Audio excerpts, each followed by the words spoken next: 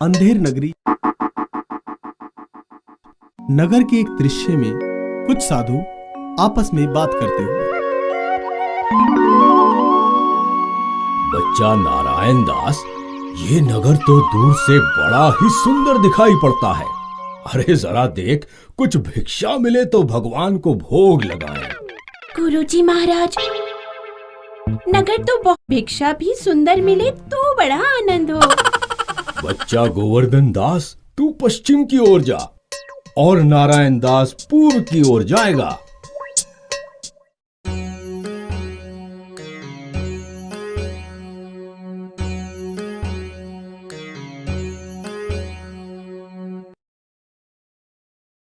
क्यों भाई बनिए, आटे का क्या भाव है? टके सेर। और चावल? टके सेर। और चीनी? चीनी भी टके सेर।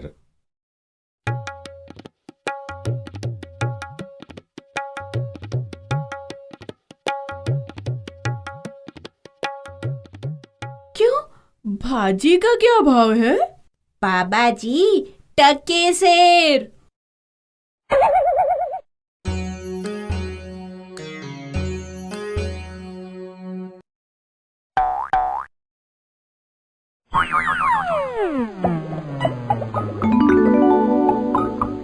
देते हो? सब टके सेर। वाह वाह, बड़ा आनंद है, सचमुच टके सेर। हाँ बाबा जी, सचमुच सब ही टके सेर। यहाँ सब चीजें टके सेर ही बिकती हैं। क्यों बच्चा, इस नगरी का क्या नाम है? अंधेर नगरी।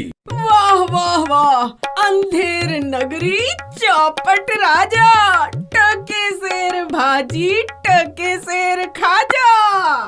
तो बाबा, कुछ लेना हो तो ले जाओ। बच्चा, मांग कर 7 पैसे लाया हूँ, 3.5 सेर मिठाई दे दो।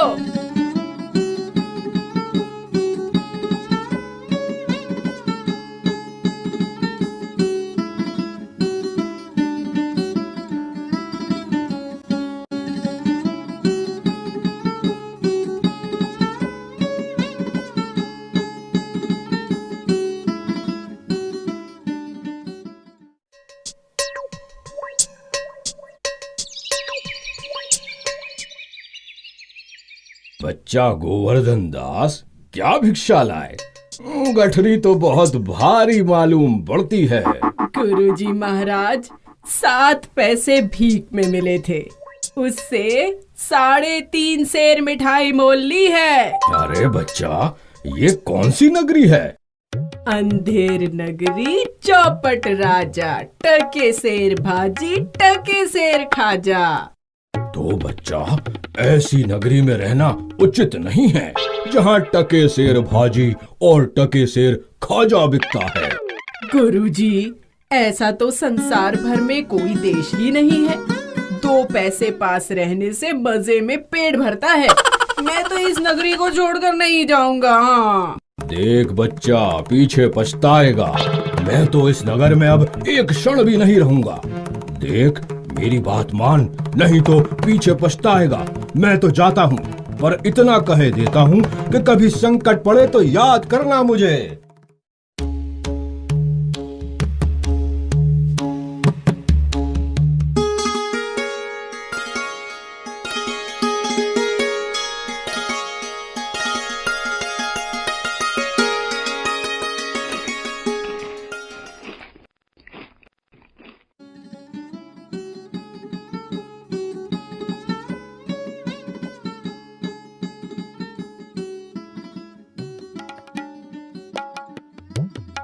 बोलो, क्या हुआ?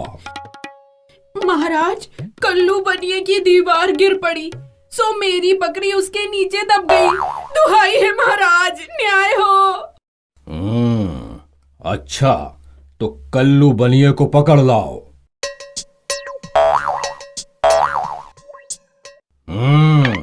क्यों बनिए, इसकी बकरी क्यों दबकर मर गई? महाराज, मेरा कुछ दोष नहीं, कारीगर ने ऐसी दीवार बनाई कि गिर पड़ी। अच्छा, इस कल्लू को छोड़ दो, और कारीगर को पकड़ लाओ। क्यों कारीगर, इसकी बकरी कैसे मर गई? महाराज, मेरा कुछ कसूर नहीं। चूने वाले ने चूना ही ऐसा खराब बनाया कि दीवार गिर पड़ी। ये बात है। अच्छा, तो चलो उस चूने वाले को बुलवाओ।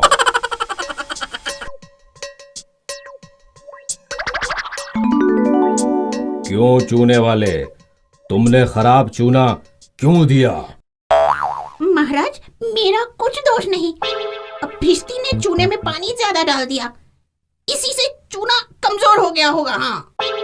अच्छा, अब समझ आई बात। तो चलो उस भिश्ती को लाओ।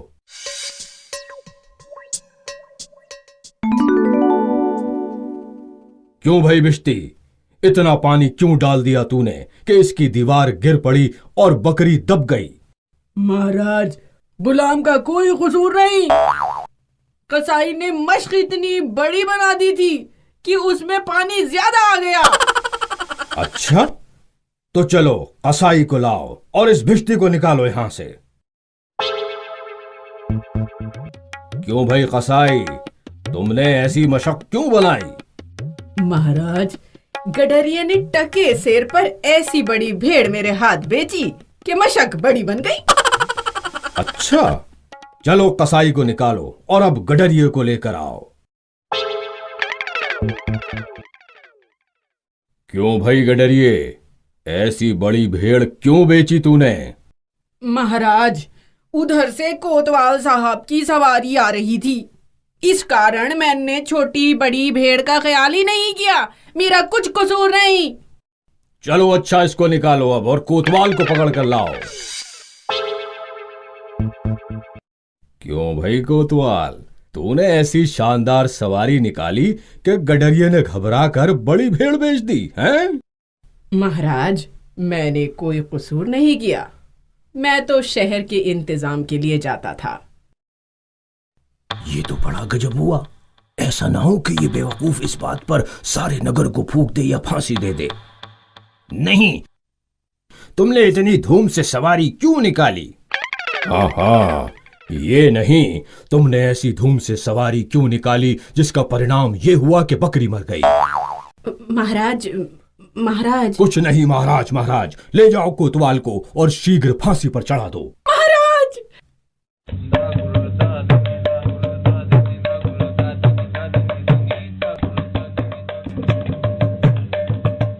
गुरुजी ने हमको नाहक यहाँ रहने को मना किया था। माना कि देश बहुत बुरा है, पर अपना क्या, हम किसी राजकाज में थोड़े ही हैं कि कुछ डर हो।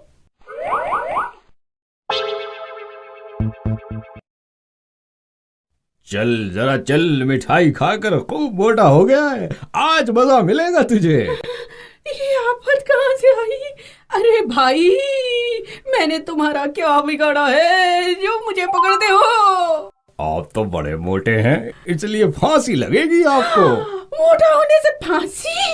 अरे ये कहाँ का न्याय है? अरे साधुओं से हंसी नहीं की जाती। बच्चा, जब सूली पर चढ़ जाओगे तब मालूम होगा कि फांसी है या हंसी। सीधी तरह चलते हो कि घसीट कर ले चलें? बात क्या है कि एक साधु आदमी को नाहक फांसी पर चढ़ाना चाहते हो? बात यह है कि कल कोतवाल को फांसी का हुक्म हुआ था। जब फांसी देने को उसे ले गए तो फांसी का फंदा बड़ा निकला, क्योंकि कोतवाल साहब दुबले हैं। हम लोगों ने महाराज से अर्ज की, इस पर हुक्म हुआ कि एक मोटा आदमी पकड़कर फांसी दे दो, क्योंकि बकरी मरने के अपराध में किसी न किसी को सजा होना जरूरी है, नहीं तो सच्चा न्याय न होगा। हे प्रभु,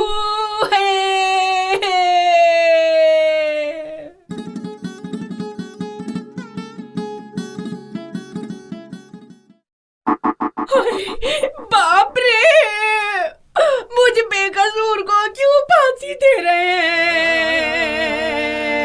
अरे भाइयों, कुछ तो धर्म का ख्याल करो। अरे मुझे छोड़ दो। हाय हाय हाय, मैंने गुरुजी का कहना माना ना माना उसी का फल है। गुरुजी, गुरुजी कहाँ हो? गुरुजी, गुरुजी।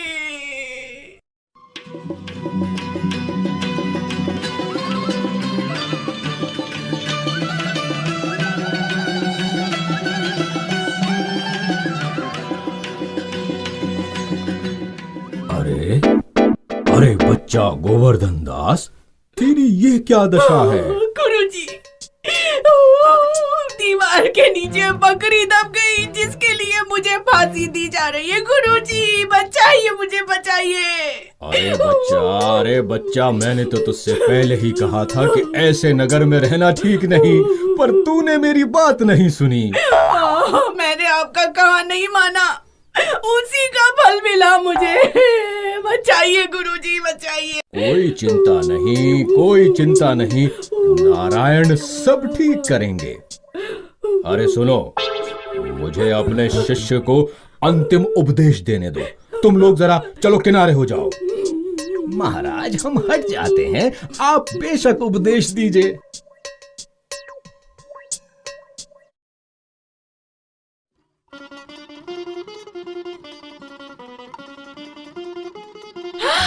तब तो गुरुजी हम अभी फांसी पर चढ़ेंगे। अरे नहीं बच्चा, हमने इतना समझाया, नहीं मानता। हम बूढ़े हुए, हमको चढ़ने दो फांसी।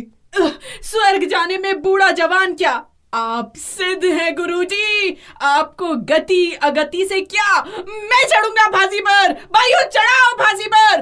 भाई ये क्या मामला है, कुछ समझ में नहीं आता। ये क्या गोलमाल है? महाराज, चेला कहता है मैं फांसी चढ़ूंगा, गुरु कहता है मैं फांसी चढ़ूंगा, कुछ नहीं मालूम पड़ता क्या बात है। बाबा जी बोलो, आप फांसी पर क्यों चढ़ना चाहते हैं? महाराज, इस समय ऐसी शुभ घड़ी है कि जो मरेगा सीधा स्वर्ग जाएगा। तब तो हम ही फांसी चढ़ेंगे। नहीं, हमको हुक्म है, हम फांसी चढ़ेंगे। भाइयों जल्दी करो, मुझे फांसी पर चढ़ाओ। हम लटकेंगे, हमारे कारण ही तो दीवार गिरी थी।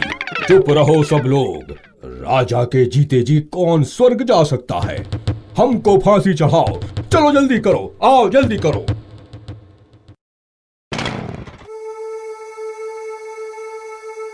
मूल्य, अनुभव, समझ, लालच बुरी बला, यथा राजा तथा प्रजा।